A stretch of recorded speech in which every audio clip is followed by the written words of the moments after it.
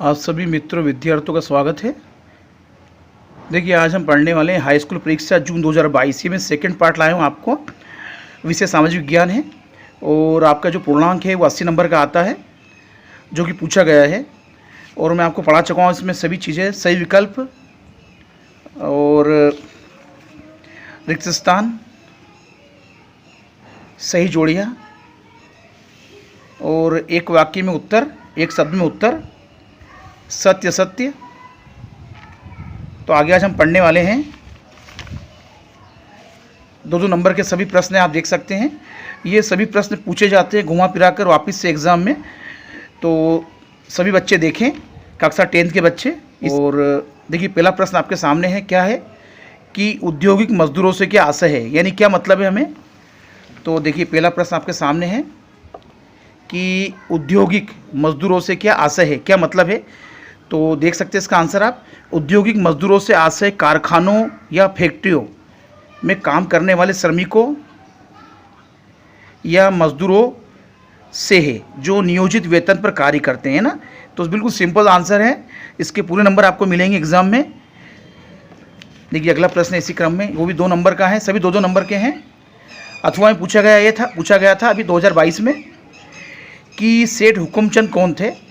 तो सेठ हुकुमचंद 1917 में कोलकाता में देश की पहली भारतीय जूट मिल लगाने वाले मारवाड़ी व्यवसाय थे। ठीक है। देखिए अगला जो प्रश्न है कि पंचांग से क्या अर्थ है। ये सभी 2 नंबर के हैं। तो पंचांग एक प्राचीन हिंदू कैलेंडर को कहा जाता है ना। पंचांग 5 प्रमुख अंगों से बना है, वो 5 अंग हैं: नक्षत्र, तिथि, योग, करण और वार। तो इसे हम पंचांग कहते हैं। देखिए इसी के अथवा में पूछा गया है कि निरंकुशतावाद से क्या आशय है या क्या अर्थ है। तो ऐसी शासन व्यवस्था जिसकी सत्ता पर किसी प्रकार का कोई अंकुश नहीं होता है ना, ठीक है, उस पर कोई अंकुश लगाना नहीं होता है। ऐसी राजशाही सरकारों को हम क्या बोलते हैं, निरंकुश सरकार है ना, जिस पर कोई अंकुश नहीं होता है। ये सरकारें सैन्य बल पर आधारित होती है, यानी सेना के दम पर चलती है और दमनकारी सरकारें होती है ना। तो इसे हम बोलते हैं निरंकुशतावाद। ठीक है, बहुत ही सिंपल आंसर है, आप देख सकते हैं। देखिए अगला प्रश्न है कि संसाधन से क्या आशय है, क्या मतलब है। तो कोई भौतिक वस्तु या पदार्थ जब मानव के लिए उपयोगी या मूल्यवान होता है, यानी कोई भी भौतिक वस्तु या पदार्थ जब मानव के लिए उपयोगी या मूल्यवान होता है तो उसे हम क्या बोलते हैं, संसाधन है ना, संसाधन कहते हैं, जैसे हवा, पानी, जंगल आदि। तो बहुत ही सिंपल आंसर है और सभी 2 नंबर के पूछे जाते हैं एग्जाम में। तो आप वीडियो से बने रहें। आगे हम पढ़ेंगे इंग्लिश मीडियम वाले बच्चों के लिए प्रश्न छठा कि what is meant by the industrial workers, यानी कि औद्योगिक मजदूरों से क्या आशय है, क्या मतलब है।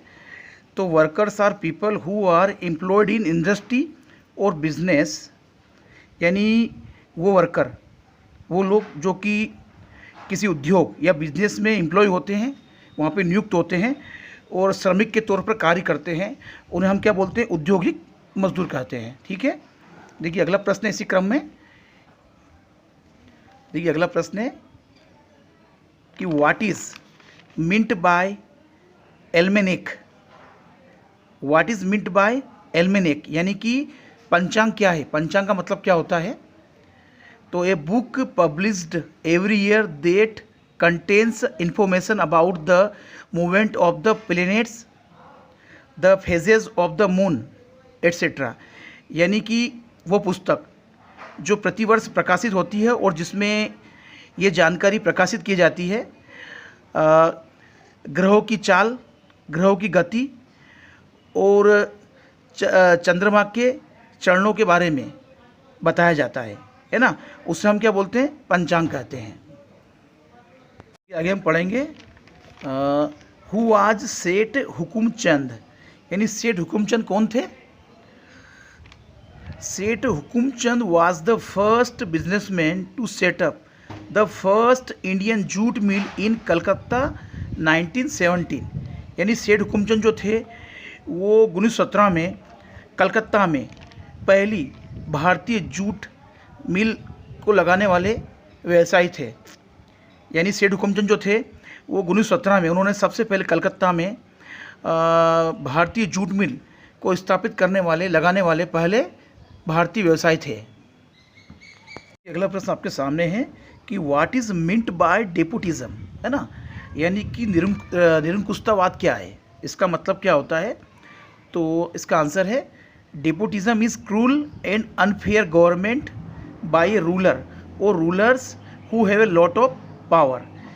यानी निरंकुशतावाद को हम वो कहेंगे एक ऐसा सम्राट या ऐसा शासक जिसकी सरकार जो है निर्दयी या अन्यायपूर्ण है और जिसके पास बहुत सारी शक्ति है, सैन्य बल है और वो दमनकारी है, उसको हम बोलेंगे डेपोटिज्म।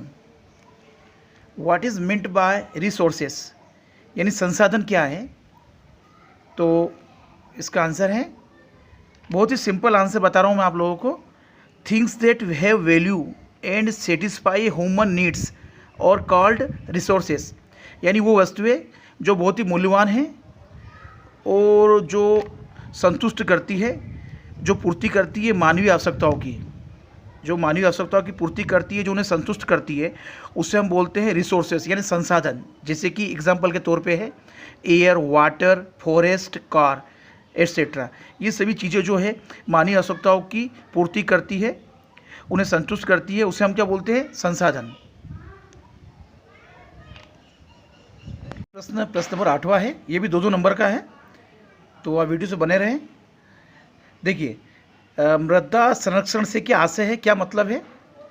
तो मृदा के अपरदन और विनाश को रोकना ही मृदा संरक्षण कहलाता है ना, यानी मिट्टी को बचाना। तो मृदा के अपरदन और विनाश को रोकना ही क्या कहलाता है, मृदा संरक्षण। देखिए, अगला प्रश्न आपके सामने है कि पारिस्थितिक तंत्र से क्या आशय है, क्या मतलब है। तो पारिस्थितिक तंत्र जिसमें जीवधारी आपस में एक दूसरे के साथ तथा पर्यावरण के उन भौतिक एवं रासायनिक कारकों के साथ परस्पर यानी एक दूसरे से क्रिया करते हैं जिसमें वे रहते हैं, उसे हम क्या बोलते हैं, पारिस्थितिक तंत्र कहते हैं। बहुत ही सिंपल आंसर है। अगला प्रश्न है कि प्राकृतिक वनस्पति से क्या तात्पर्य है। जो पेड़ पौधे, झाड़ियाँ और घास बिना मनुष्य की सहायता से उगते हैं उसे हम क्या बोलते हैं, प्राकृतिक वनस्पति कहते हैं, है ना। यानी जो पेड़ पौधे, झाड़ियाँ और घास बिना मनुष्य की सहायता से उगते हैं उसे हम क्या बोलते हैं, प्राकृतिक वनस्पति कहते हैं।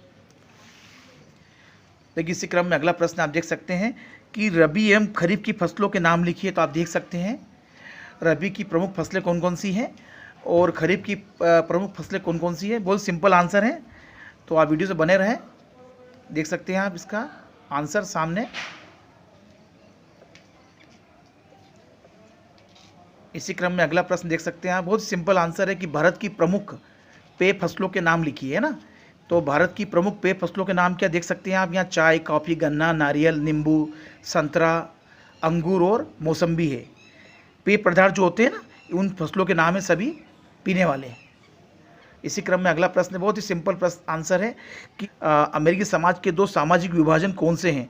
तो आप देख सकते हैं, एक तो श्वेत अमेरिकी तथा दूसरे हैं अफ्रीकी अमेरिकी या काले अमेरिकी। ये अमेरिकी समाज के 2 सामाजिक विभाजन है, ठीक है। आप देख सकते हैं वीडियो को पूरी।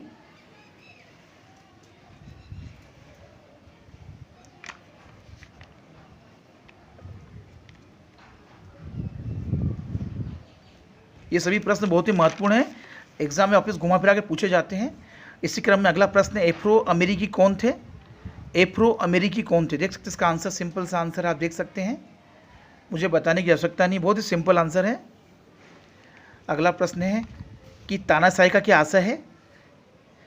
तो तानाशाही में शासक अथवा राजा ही सर्वोच्च होता है, वह सेना तथा अन्य बड़े अफसरों की सहायता से शासन कार्य चलाता है तथा जो निरंकुश रहकर शासन करना चाहता है, ठीक है, उसे हम बोलते हैं तानाशाही। इसी क्रम में अगला प्रश्न आप देख सकते हैं कि लोकतंत्र में सबसे बड़ी चिंता क्या होती है। तो इसका आंसर भी दिया होगा सामने, बहुत ही सिंपल आंसर है, आप देख सकते हैं, बिल्कुल सिंपल आंसर है, नोट कर सकते हैं आप इसे, सभी 2-2 नंबर के पूछे जाते हैं। अगला प्रश्न इसी क्रम में है कि देश में नोट छापने का कार्य किस बैंक द्वारा किया जाता है। तो आप देख सकते हैं सामने भारतीय रिजर्व बैंक RBI। और वस्तु विनिमय प्रणाली की प्रमुख समस्या क्या थी। तो ये सभी समस्या है क्रय शक्ति संचय का अभाव, मूल्य मापक का अभाव, वस्तु विभाजन में कठिनाई और दोहरे सहयोग का भाव। ठीक है, ये सभी सिंपल सा आंसर है इसका। इसी क्रम में अगला प्रश्न आप देख सकते हैं। और सम विभाजन क्या है, तो बहुत ही सिंपल आंसर आप देख सकते हैं। और आप सभी से रिक्वेस्ट है कि वीडियो से बने रहें और पूरी वीडियो देखें और चैनल से जुड़ जाए, इसको सब्सक्राइब कर दें।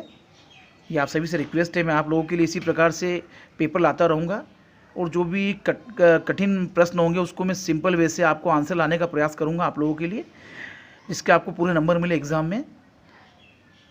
तो thank you very much for watching this video.